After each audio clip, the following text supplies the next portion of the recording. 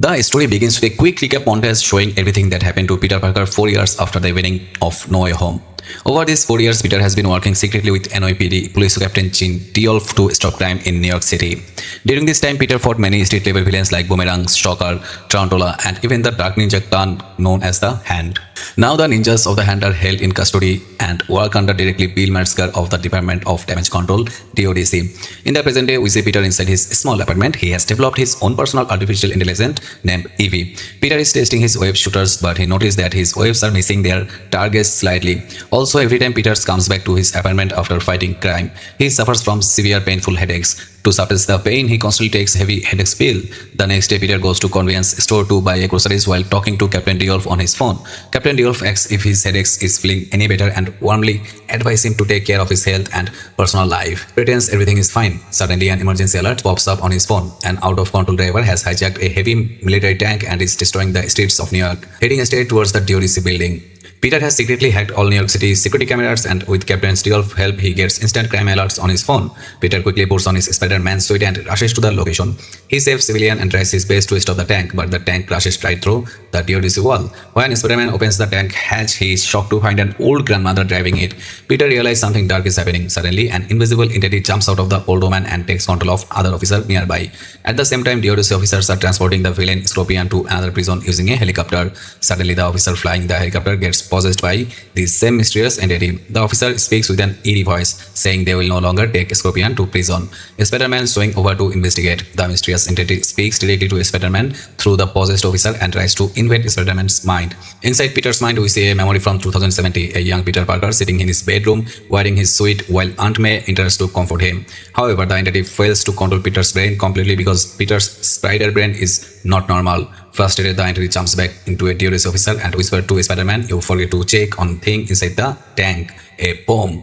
Boom! A massive explosion rocks the building. Under the cover of smoke, Scorpion escapes. After the explosion, Captain Diolf arrives at the scene. She and Spider-Man agree that they must find Scorpion location immediately. Peter thinks this strange mind control power might be related to the Red Room, so he decides to visit Yelena Belov. When Peter meets Yelena, she clarifies that this is not Red Room technology. However, she gives him an important clue. She reveals that for the past month, an unknown hacker tried to access DODC restrict servers, searching for only one specific word, VMAX. Peter asks what VMAX means, but Yelena does not know and tells him to figure it out himself. Next, Peter goes to the DODC building to meet Director Bill Metzger. Bill tells Peter that this body-controlling being is a massive threat to the city. Bill asks for Spider-Man's help because Peter's unique DNA makes him resistant to mind control. Peter trusts Bill and agrees to help, but when Peter asks Bill if he knows anything about VMAX, Bill lies and says he has never heard of it. The next day, Peter sits alone in a caf. Suddenly, his old friend Ned enters and orders a drink from the caf owner, mentioning that he is heading to a friend's housewarming party. Peter immediately realizes whose party it is, his lost love, MJ. Peter secretly follows Ned to MJ's new apartment. There, after 4 long years, Peter meets MJ face to face. To keep his secret identity safe, he introduces himself as Maynard. Moments later, Peter watches MJ's new boyfriend enter the party, and they two are kisses. Heartbroken, Peter silently leaves the party. He swings back home through a dark, rainy night like a broken lover. By the time Peter reaches his apartment, his health worsens dramatically. His severe headache triggers violently, and he collapses unconscious on the floor.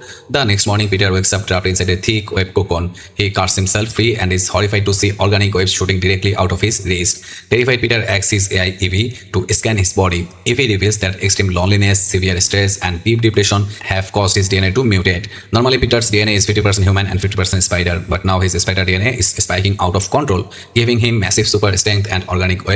Before Peter can adapt to his new organic webs, his phone receives a location ping for Scorpion. Struggling to control his body, Peter stumbles toward the location. Because he is not used to organic webs, Peter struggles in combat. Suddenly, his spider DNA spikes to dangerous level. His eyes turn completely pitch black, and in a wild rage, Peter brutally beats Scorpion with an inch of his life. When Peter regains consciousness and his eyes turn to normal, he realizes Scorpion was not acting on his own. The mysterious entity was mind controlling him the entire time. Horrified by his own violent transformation, Peter decides he must stop the mutation. He remembers Bruce Banner, the Hulk, who is now a physics professor at Empire State University.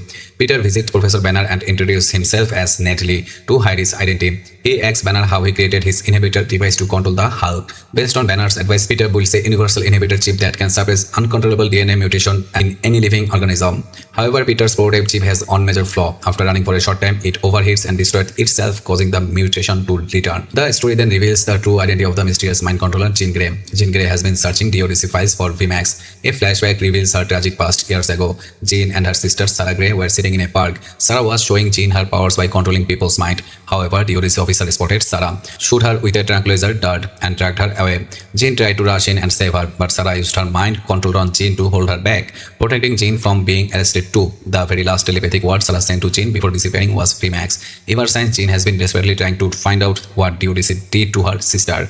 Because later Bill Metzger manipulated Peter, Peter believes Jean is an evil villain and tries to stop her. In response, Jean targets Peter. She sneaks into Peter's apartment and finds his unread 4-year-old letter written for MJ. Using telepathy, Jean warns Peter, if you don't clear my path, my next target will be MJ. Fearing for MJ's life, Peter rushes to MJ's house to move her to a safe location. During their journey, Jean secretly takes control of MJ's mind without Peter noticing. Jean forces MJ to act as if her memories of Peter have suddenly returned. MJ kisses Peter, making him incredibly emotional, but right at the moment, Jean speaks through MJ's mouth, saying, I am not MJ, I am Jean. The intense emotional shock triggers Peter's spider mutation. In a wild rage, mutate Peter grabs MJ by the throat. Jean then forces MJ to fall from a height, but Peter snaps back to his senses just in time and catches MJ safely. Jean arrives in a car, giving Peter one final warning to stay out of her way. Peter decides to hide MJ in the safest place he knows, Frank Castle, the Punisher's armory ship. On the ship, Peter explains his plan to MJ. He needs to place his universal inhibitor chip on Jean to shut down her powers. He mentioned that the chip keeps overheating due to radiation. MJ examines the chip and cleverly points out the radiation from his max lenses is causing the overheating. Together, Peter and MJ fix the chip. Jean Grey breaks into the restricted vault at the DODC building, searching for the clues about VMAX. To crack open the super vault, Jean mind controls Bruce Banner, the Hulk. Spider-Man arrives at the vault holding the fixed inhibitor chip and confronts Jean Grey. In response, Jean unleashes the mind control Hulk on Spider-Man. A brutal destructive battle breaks out. Back on the ship, MJ convinces the Punisher to go help Spider-Man. Punisher arrives at the scene. Seeing Punisher, Jean mind controls him as well, using his heavy weaponry to blast open the vault door. Inside the vault sits director Bill Metzger. As Jean begins to control Bill's mind, Spider-Man manages to calm Hulk down, swing past the chaos and slaps the inhibitor chip onto Jean Grey. Instantly, Jean's powers drop to zero. Seizing the moment, Bill Metzger shoots Jean with a tranquilizer dart, knocking her unconscious. As Jean falls to the ground, she faintly whispers one single word to Spider-Man, Sarah.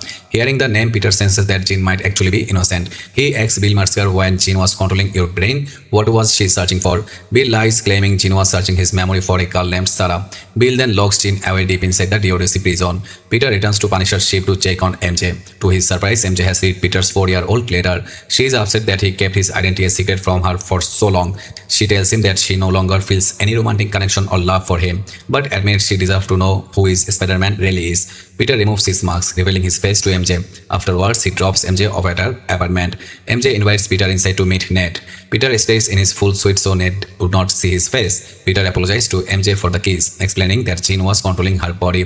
MJ replies, it's okay, but honestly, I don't remember anything that happened while she was controlling me. Hearing this, a light bulb goes off in Peter's head. He remembers that Scorpion also had zero memory of what happened while possessed. So how did Bill Metzger remember Jean searching his mind for Sarah? Peter realized that Bill Metzger was lying the entire time, and Jean Grey is innocent. Peter rushes back to the DODC prison. Inside a high-tech chamber, Bill Metzger is brutally torturing Jean Grey, trying to replicate her brain activity and steal her powers for himself. While being tortured inside the chamber, Jean looks up and notices two words stamped on the glass wall, VMAX. In the terrifying moment, Jean realized the truth. VMAX was not a project, it was VMAX, the codename for this exact torture chamber. Her sister Sarah was tortured and killed inside this very room by Bill Metzger. Overcome with pure rage, Jean's powers unleashed to cosmic levels. Her mind control rays expand from 35 feet to over 1 kilometer. She shatters the glass chamber, telekinetically drags Bill Metzger into the torture chair and begins tormenting him. Seeking revenge on Peter for capturing her, Jean mind controls the ninjas of the hand to attack Spider-Man. The ninjas crush both of Peter's mechanical web shooters and beat him brutally.